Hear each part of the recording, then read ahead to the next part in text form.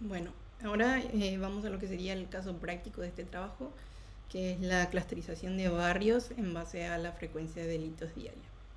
Entonces, para eso vamos a seguir el mismo procedimiento que mostré para el caso anterior de la franja. Vamos a crear un objeto funcional de la frecuencia de delitos agrupada por barrio y fecha.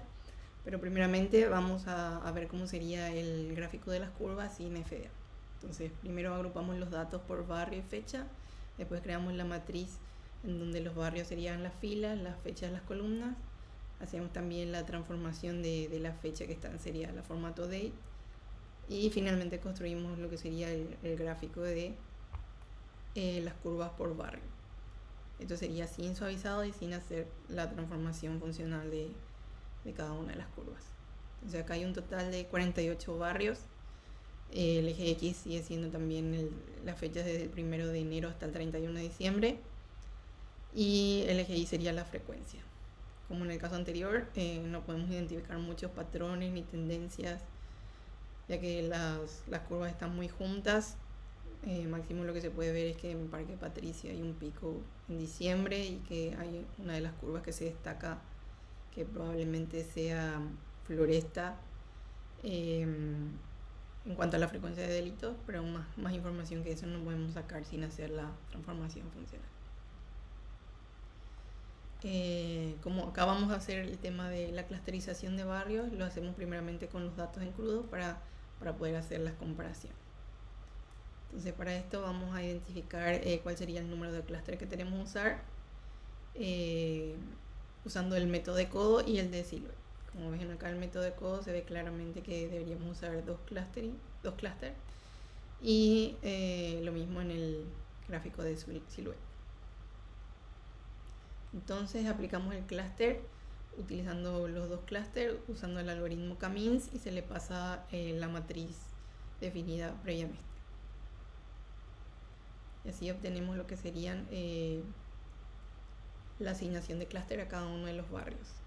Acá estarían los clústeres asignados al clúster, los barrios asignados al clúster 1 y los barrios asignados al clúster 2. Como usamos tres dimensiones, que serían la fecha, el barrio y la frecuencia de delitos, vamos a reducir la dimensionalidad a 2 para poder ver claramente el gráfico de clusterización. Entonces acá se puede ver que los puntos naranjas serían los barrios que pertenecen al clúster 1, que son un total de 38, y los puntos verdes los que pertenecen al clúster 2, que son un total de 10. Entonces aplicamos las métricas de silhouette para validar los clústeres. En el resultado se puede ver que para el clúster 1 hay un total de 38 barrios, para el clúster 2 un total de 10, y estos serían los índices de silhouette para cada uno de los clústeres.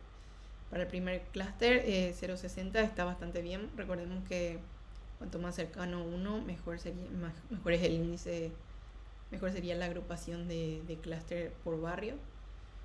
Este 0.60 está bastante bien. En cuanto al clúster 2 es 0.24, es bastante bajo, o sea que puede ver que se equivoque al asignar los barrios para el clúster 2.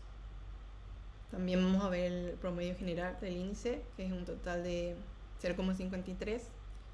Si recordamos, a partir de 0.5 ya es una buena clusterización, pero igual sigue siendo un promedio muy cercano a 0.5. Y acá se puede ver el gráfico del índice de silhouette por clúster. Vemos que el clúster 1 sí clasifica bastante bien, no hay ningún punto que pase debajo del 0. En cambio el clúster 2, que vimos que es 0.24 nomás, sí hay puntos que no se clasifican bien para el clúster 2. Entonces ahora sí hacemos la transformación funcional para ver si mejora la clusterización. Seguimos el mismo procedimiento que en el método anterior, creamos las curvas por barrio a lo largo del 2023. Para esto usamos la misma base anterior, que era el número de bases 25, el mismo lambda. La única diferencia es que ahora usamos la nueva matriz de datos que armamos en el punto anterior. También hacemos la transformación de las fechas de serial y este sería el gráfico de cada una de las filas, que serían los barrios, fueron transformados a objetos funcionales. En este gráfico sí se pueden diferenciar claramente las curvas correspondientes a cada barrio. Podemos notar que la curva, creo yo que es de Flores, es donde hay más frecuencia de delitos y se mantiene esto durante el tiempo. Podemos ver las tendencias, los picos. Aparentemente hay más picos de delitos en el mes de junio, julio. Y ahora aplicamos otra vez la clusterización para ver si mejora luego de la transformación funcional. Entonces, con el método de codo también volvemos a identificar el número de clústeres necesarios. Creemos que también es 2. En ambos métodos nos indica que sería 2.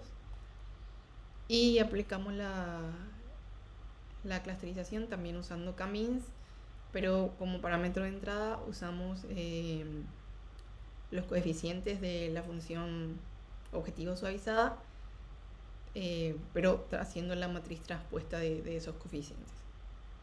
Usamos el mismo número de clúster y este sería el resultado. Entonces acá se puede ver cómo se categorizan los barrios.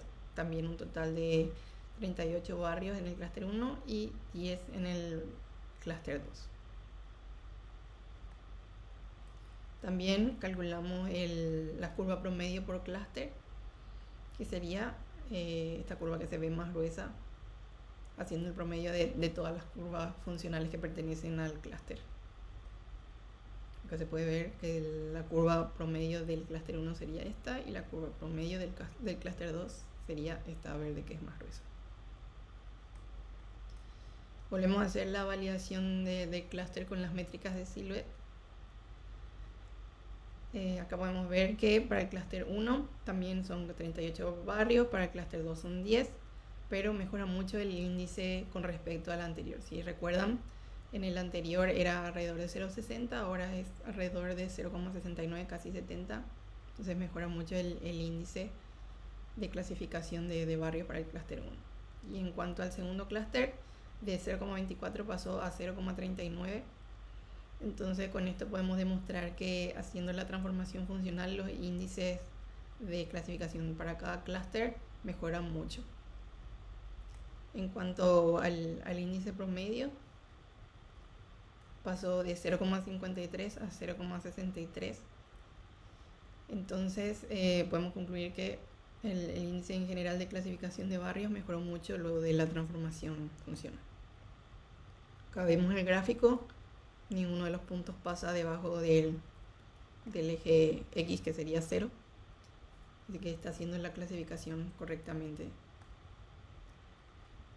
También leímos que se suele aplicar PCA a las transformaciones funcionales cuando se tienen datos con mucha dimensionalidad o con mucho ruido o mucha cantidad de datos, y que se mantienen claramente igual los patrones de las curvas. Entonces aplicamos PCA con el fin de poder identificar si la clusterización también se mantiene, si se mantienen los índices. Entonces hicimos la transformación con PCA. Eso prácticamente es aplicar PCA a los coeficientes funcionales, y después hicimos la clusterización. También acá se puede ver cómo hace la clusterización de ambos barrios. También el resultado fue 38 barrios para el clúster 1, 10 para el clúster 2, y vemos lo que serían los índices de Silhouette nuevamente para este caso. Entonces para el clúster 1 es 0,68, para el clúster 2 es 0,40. Si recordamos, en el caso anterior era 0,69, este disminuyó, pero este aumentó un 1% porque creo que era 0,39. Y en cuanto al índice general es 0,62, creo que en el caso anterior era 0,63, pero lo que podemos concluir En base a esto es que con PCA se mantienen, o son muy cercanos los resultados. Así que en el caso de tener datos de alta dimensionalidad o con mucho ruido, podemos aplicar PCA para acelerar el proceso de clusterización y obtener los resultados muy similares, ya que se mantienen los patrones de las curvas. Entonces, estos serían todos nuestros gráficos. Acá se pueden ver como también ninguno de los puntos pasa debajo de la curva, así que está haciendo la clusterización correctamente. Y con eso terminaríamos lo que sería la parte práctica del caso de aplicación de FDA a la clusterización.